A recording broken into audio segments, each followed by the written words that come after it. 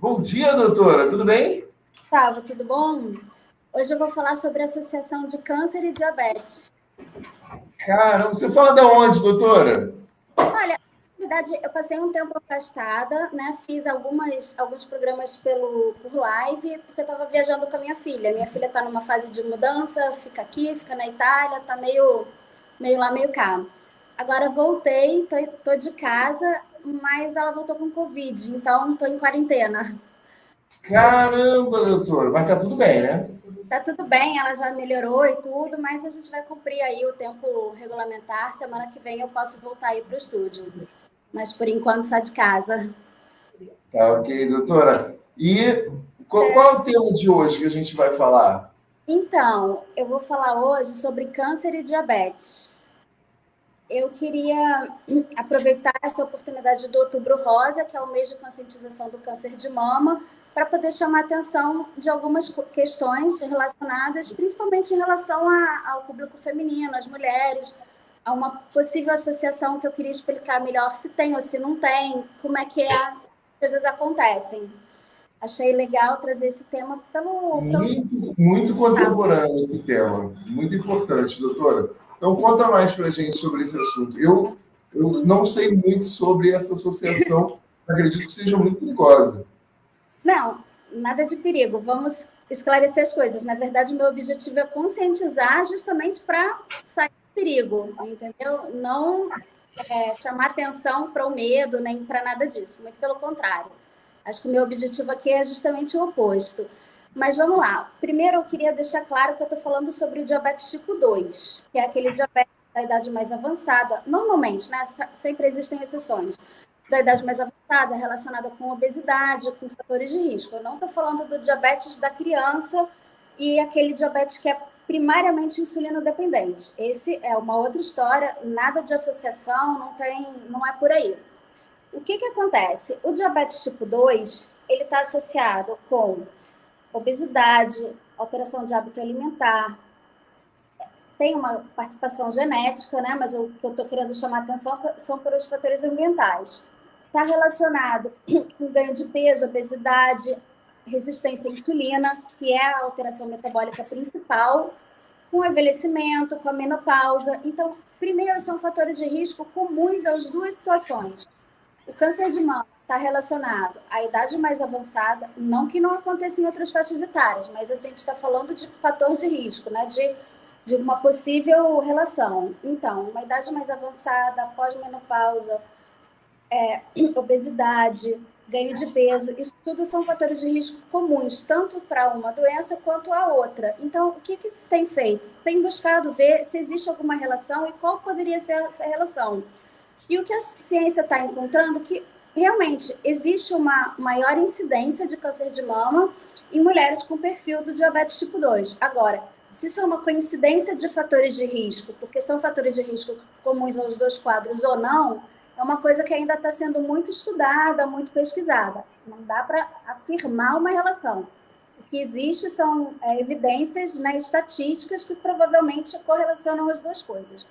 E o que está na base disso tudo? Provavelmente a resistência à insulina, que é a primeira alteração metabólica que está presente no diabetes tipo 2.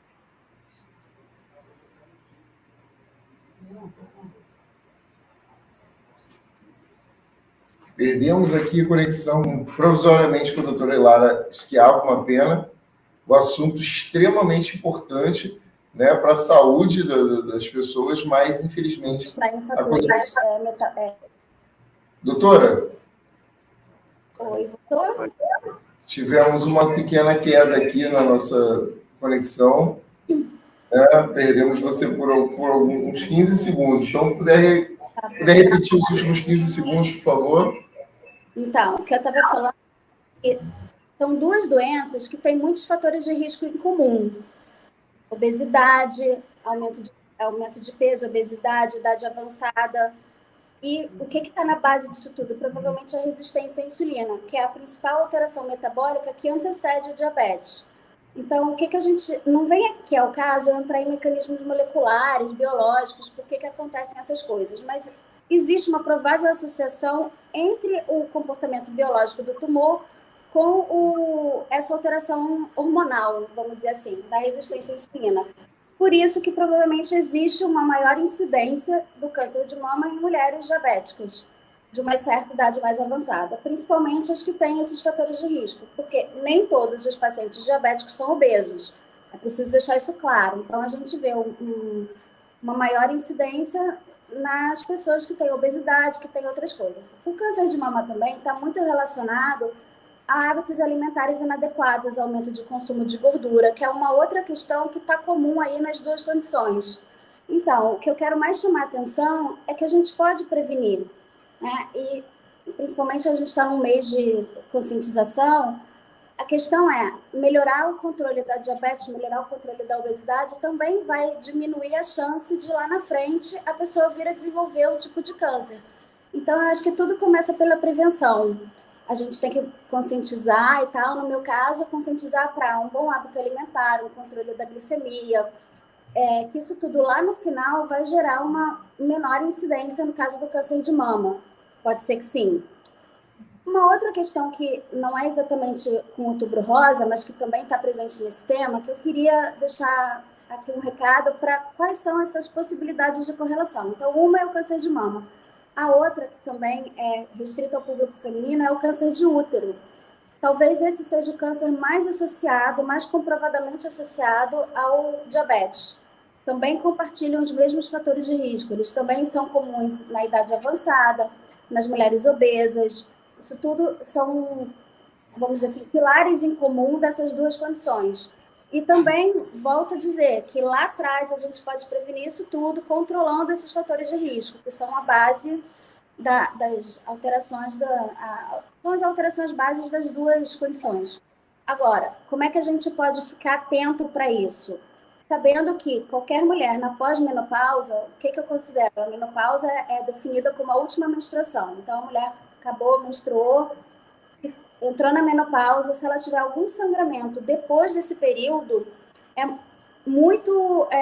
um sinal de que alguma coisa pode estar acontecendo. Então, o principal é conscientizar lá atrás, tentar evitar e ter na cabeça que qualquer sangramento na pós-menopausa é um sinal de alerta para você rapidamente investigar e ver se tem alguma coisa de errada acontecendo. Porque tratamento precoce, uma vez que a gente não conseguiu evitar, é a melhor solução.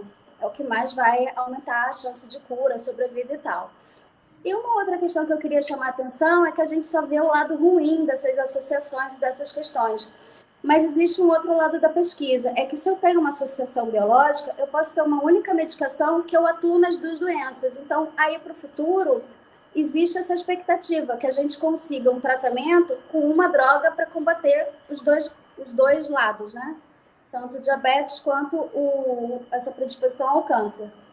Basicamente, para o público feminino, são essas duas questões, e existem outros cânceres que também podem ter uma incidência maior no diabetes, como os cânceres de fígado, pâncreas, cólon, bexiga, mas volto a dizer, são estudos, né? Não estou querendo aqui dizer que se você é diabético, você vai ter alguma questão. Só estou dizendo que existe uma possibilidade de uma maior incidência.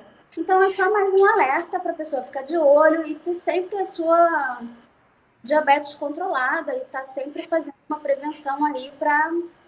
Enfim, é uma doença que a gente consegue prevenir bem atualmente, bem, assim, sem considerar as questões genéticas, mas em termos de ambiente, sim. Temos que reduzir bastante os fatores relacionados ao ambiente. É isso aí. Você está conferindo aí a super dica da doutora Hilária Schiavo, uma dica muito importante para proteger você.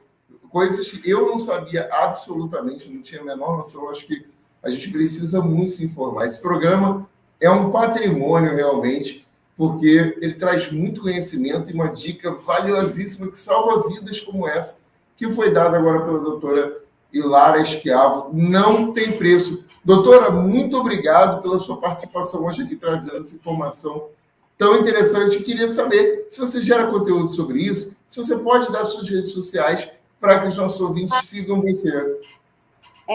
O meu Instagram é drailara.schiavo.endócrino.